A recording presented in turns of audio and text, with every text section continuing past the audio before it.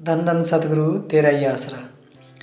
सतगुरु जी की प्यारी साध संगत जी, एक बार पूज्य बाबा जी ने इस बंदे के लिए कहा था कि भाई ये पिछले जन्म में राजा था, और राजा था तो जो राजाओं वाली प्रवृत्ति थी, क्या होता है कि पीछे जन्म के जो गुण होते हैं ना वो इंसान के अंदर आते हैं। भाई राजपाट का, ऐशो आराम की ज़िंदगी, विलासी प्रवृत्ति, मौज मस्ती में रहना, और यही तो करते थे राजा। क्या करते थे? किसी दूसरे का राज हड़पने के लिए चालाकियाँ भी करते थे, और दूसरे का राज छीनने के लिए उसका कत्ल भी कर देते थे। अलाउद्दीन खिलजी ने किया था ना अपने चाचा का। इतिहास तो भरा पड़ा है, किताबें पढ़ी होंगी आपने।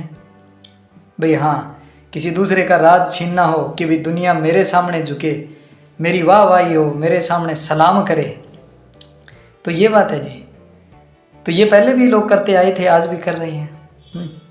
और फिलहाल आपको तो सारी संगत को पता भी है। तो ऐसा चलता आया है, चलता रहेगा।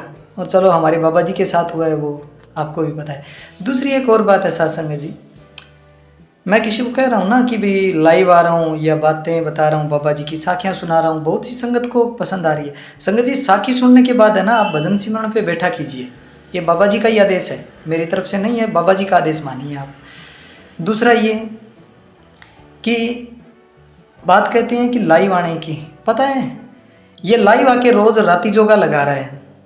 सत्संग तो कोई संत ही कर सकता है, ये तो आप भी मानते। ये राती जोगा लगाता है, रोज़ लाइव आ रहा है, रोज़ दिखा रहा है मैं लाइव आ रहा हूँ, मैं बड़ा संत हूँ, या जैसे भी है। ये इसकी इच्छा है, क्योंकि ये पब्लिसिटी कर रहा है अपनी। लाइव जब 21-22 जुलाई, जब बाबा जी बहुत बुरे हालात में थे, ये कहते हैं भी 22 को थे, पता नहीं मुझे तो, लेकिन इतनी बात है, क्या 24, 25, 26, 27, 28, 29, 30 ये लाइव नहीं आ सकते थे क्या? लेकिन ये क्यों नहीं आई? क्योंकि बाबा जी होते इस मृत मंडल में तो आते ये लाइव, ये तब नहीं आए लाइव। ये लाइव वाला सिस्टम तो इन्होंने अब किया है ताकि लोग हमें देखें। और बात आती है सत्संग जी हॉस्पिटल की। कहते हैं हमारे पास हॉस्पिटल की रिपोर्ट है। आपने, जो मेरे साथी है, मेरे से बड़े भी है कुछ, बहुत सारे लोग, आपने एक मूवी देखी है क्या, गब्बर? अक्षय कुमार की एक मूवी है गब्बर मूवी, आप वो देख लेना, आपको पता चल जाएगा कि हॉस्पिटल में रिपोर्टें कैसे बनती है।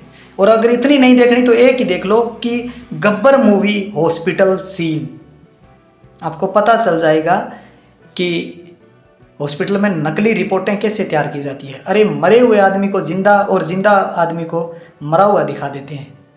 कई बार ऐसा होता है, अखबारों में भी आया है कि भी आदमी तो मरा हुआ था, लेकिन पुलिस ने खोज की तो बाद में वो जिंदा निकला। और हॉस्पिटल में रिपोर्टें, ऐसा हो नहीं सकता क्या? भाई बड़े बड़े हॉस्पिटल में वहाँ पे दिए 50 लाख किसी दूसरे आदमी की, जिंदा आदमी की रिपोर्टें, वो मतलब इंजेक्शन वगैरह जो भी है, दवाइयाँ वगैरह लिख के दिखा दी गई हो।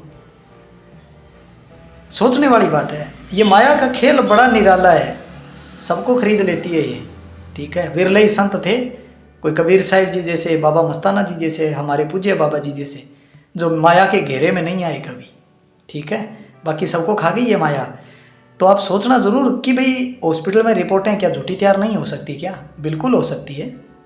काम कितना है, कंप्यूटर में चढ़ाएं, पट पट पट पट पट, चल हो गई रिपोर्ट तैयार।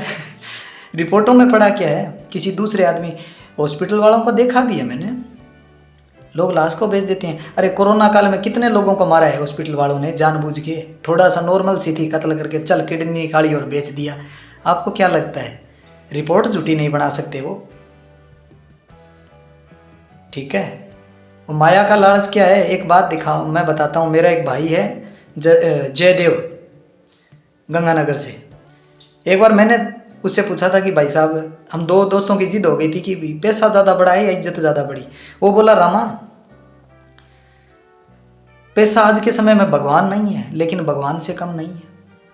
दुनिया उसी के आगे झुकती है जिसके पास या तो कोई भगवान की दिव्य शक्ति हो, या जिसके पास पैसा हो। जिसके अगर किसी के मुसीबत हो जाए ना, तो वो पैसे को याद करेगा या भगवान को याद करेगा। हर समस्या में या तो पैसा निकाल सकता है या फिर भगवान ही निकाल सकता है। किसी के मान लो बीमारी हो या कुछ भी हो, कितनी तकलीफ हो,